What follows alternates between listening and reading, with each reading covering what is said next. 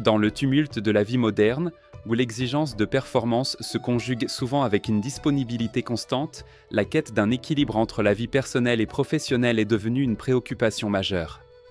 Cette lutte incessante mène fréquemment au stress chronique et à l'épuisement professionnel, connu sous le nom de burn-out. Pour trouver une solution durable, il est essentiel de dépasser les simples techniques de gestion du temps et de s'attaquer aux problèmes du sens. C'est là que le concept japonais d'ikigai, que l'on traduit littéralement par la raison d'être ou la raison de vivre, offre une perspective profondément éclairante et pratique. L'ikigai n'est pas un objectif unique et lointain, mais plutôt la somme des petites joies qui nous motivent à nous lever chaque matin. C'est une philosophie qui nous invite à identifier le point de convergence sacré et dynamique entre 4 dimensions fondamentales de notre existence: ce que nous aimons, ce pourquoi nous sommes doués, ce dont le monde a besoin, et ce pourquoi nous pouvons être rémunérés. Sur Psy Minute, nous allons décortiquer l'ikigai comme un outil puissant pour réaligner votre vie, prévenir l'épuisement et faire de votre travail une source d'épanouissement plutôt qu'un facteur de drainage énergétique.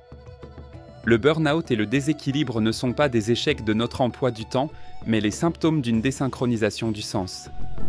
Lorsque notre activité professionnelle ne coche qu'une ou 2 cases de l'ikigai par exemple, elle est bien rémunérée et nous y sommes doués, mais nous ne l'aimons plus et elle ne contribue pas à ce que nous considérons comme important pour le monde. La dissonance cognitive et émotionnelle génère un stress toxique. L'individu se sent alors coupé de sa source de motivation intrinsèque et subit son quotidien.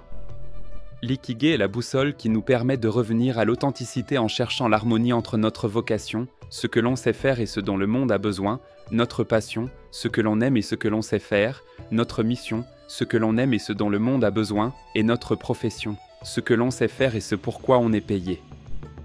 La zone où ces 4 éléments se chevauchent est la zone de l'ikigai, le lieu de la satisfaction profonde et durable.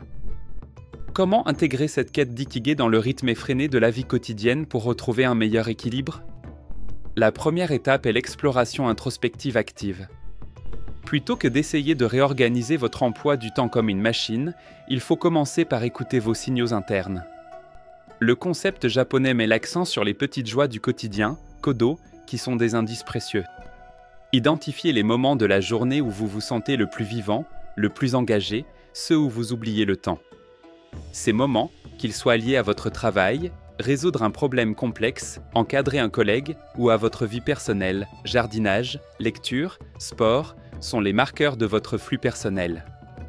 Intégrer l'ikigai, c'est sanctuariser du temps pour s'engager délibérément dans ces activités qui nourrissent l'âme, non pas comme une tâche supplémentaire, mais comme une nécessité pour recharger vos batteries psychologiques et émotionnelles.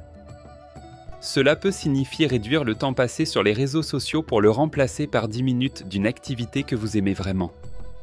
Pour éviter le burn-out, l'intégration de l'ikigai doit être vue comme une démarche active pour réduire les écarts entre votre idéal de vie et votre réalité quotidienne. Un des conseils pratiques est d'appliquer la méthode des 4 cercles non pas une seule fois, mais comme un outil d'évaluation régulier. Prenez le temps de noter, pour chaque aspect majeur de votre travail ou de votre vie, lequel des 4 cercles il nourrit. Si une grande partie de vos heures de travail ne nourrit que le cercle de la rémunération, sans y trouver de plaisir ou de sens, vous êtes en danger d'épuisement. La solution est alors de chercher activement à infuser les autres cercles dans votre emploi actuel. Par exemple, si vous aimez enseigner, proposez-vous pour former de nouveaux collègues, ce dont le monde de votre équipe a besoin. Si vous êtes doué pour la créativité, cherchez des moyens d'introduire des solutions innovantes dans vos tâches habituelles. C'est l'art de trouver son ikigai dans l'existant avant de chercher à tout changer. L'ikigai est aussi profondément lié à la résilience et à la perspective. Le burn-out est souvent une crise de la valeur. L'individu a tellement investi dans son rôle qu'il perd son estime de soi lorsque la performance diminue. L'ikigai propose une valeur ancrée non pas dans le succès externe, mais dans l'utilité interne et la contribution. Un conseil pratique puissant pour éviter la spirale de l'épuisement est de cultiver le sens de la mission, même en dehors du travail rémunéré. S'engager dans une cause bénévole, aider un voisin, ou simplement s'occuper de sa famille avec pleine conscience, sont des actes qui nous connectent à la dimension de ce dont le monde a besoin. Cela crée un ancrage émotionnel qui survit aux fluctuations du marché du travail ou aux pressions professionnelles, car la valeur de l'individu est alors liée à son rôle d'être humain et de contributeur, et non uniquement à son rôle de professionnel. Pour gérer le stress et l'excès de travail, la philosophie de l'Ikigai embrasse la notion de modération et d'harmonie avec l'environnement. Les habitants d'Okinawa, souvent cités en exemple pour leur longévité et leur forte raison d'être, ne pratiquent pas l'excès. Un conseil pratique essentiel est d'adopter le principe du hara hashibu, qui signifie manger jusqu'à ce que l'on soit rassasié à 80%. Appliqué à notre vie professionnelle, cette idée nous invite à ne pas nous engager à 100% ou 120% dans toutes les tâches. Cela signifie reconnaître ses limites et les respecter.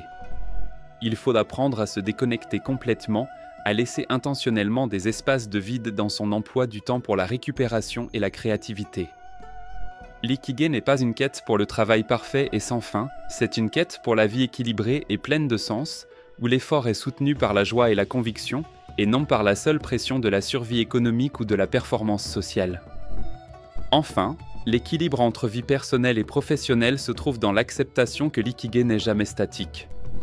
Il évolue avec les saisons de la vie. Les exigences de la parentalité ne sont pas celles du début de carrière, ni celles de la retraite. Tenter de figer un équilibre est une illusion qui conduit au stress. La véritable sagesse de l'ikigai est de considérer la vie comme un processus d'éternelle adaptation. Face à l'épuisement, le remède n'est pas de travailler moins, mais de travailler mieux, c'est-à-dire de travailler en accord avec sa raison d'être, en cultivant activement les petites joies et les grandes missions qui nous connectent à notre véritable soi authentique. C'est dans cette authenticité et cet alignement que se trouve la véritable résilience contre le burn-out. L'ikigai est la preuve que le sens et l'équilibre sont intrinsèquement liés et que la découverte de sa raison d'être est la meilleure des protections. Si cette exploration de l'ikigai comme antidote au déséquilibre vous a apporté de la clarté, n'hésitez pas à laisser un pouce bleu. Partagez cette vidéo avec ceux qui sont à la recherche de leur raison d'être. Et abonnez-vous à Psy Minute pour continuer à construire une vie pleine de sens.